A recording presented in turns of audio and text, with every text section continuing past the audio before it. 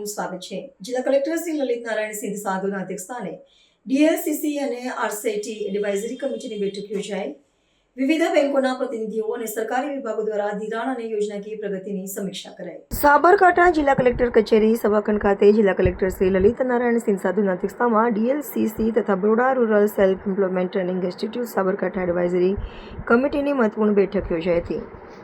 બેઠકમાં અગાઉના પ્રશ્નોના નિકાલ સાથે ચાલુ વર્ષે પ્રાયોરિટી ક્ષેત્રમાં થયેલા ધિરાણ સ્વસહાય જૂથોને લોન, વાજપાઈ બેંકેબલ યોજના, દંતોપંત ટેગડી કારીગર વ્યાજ સહાય યોજના, મહિલા આર્થિક વિકાસ અને પછાત વર્ગ નિગમની કામગીરીની વિગતવાર સમીક્ષા કરવામાં આવી હતી।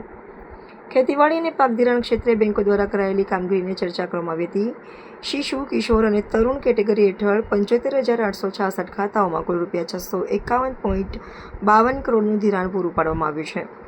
પીએમ સ્વનિધિ યોજના શેરી ફેરિયાઓ માટેની આ યોજના હેઠળ 1,078 લાભાર્થીઓને ધિરાણ મંજૂર કરી 91% લક્ષ્યાંક મેળવેલ છે। પ્રધાનમંત્રી સુરક્ષા વીમા યોજનામાં 81% અને પ્રધાનમંત્રી જીવન જ્યોત વીમા યોજનામાં 73%ની સિદ્ધિ હાંસલ કરાઈ છે। પ્રધાનમંત્રી જનધન યોજના હેઠળ 6.85 લાખથી વધુ ખાતા ખોલી 94.13% આધાર સીડિંગ પૂર્ણ કરવામાં આવ્યું છે। પીએમ વિશ્વકર્મા યોજના 18 પરંપરાગત વ્યવસાયના કારીગરોને તાલીમ, ટૂલકીટ અને ધિરાણ સહાય મળે તે માટે વિશ્વકર્મા પોર્ટલ પર ખાતાઓની ઝડપી ચકાસણી કરવા બેંક શાખાઓને માર્ગદર્શન અપાયું।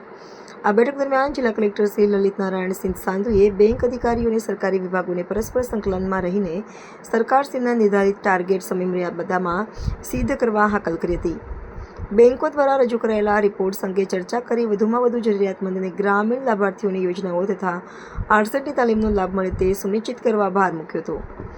આ બેઠકમાં જિલ્લા ગ્રામ વિકાસ એજન્સીના નિયામક શ્રી, જિલ્લા બાગાયત અધિકારી શ્રી ડીએમ પટેલ, લીડ બેંકના regional manager Shri એલડીએમ Shri, reserve bank of India તથા નાબાર્ડના સિનિયર અધિકારીઓ તેમજ વિવિધ બેંકોના મેનેજરો અને સંબંધિત અમલીકરણ અધિકારીઓ હાજર રહ્યા હતા।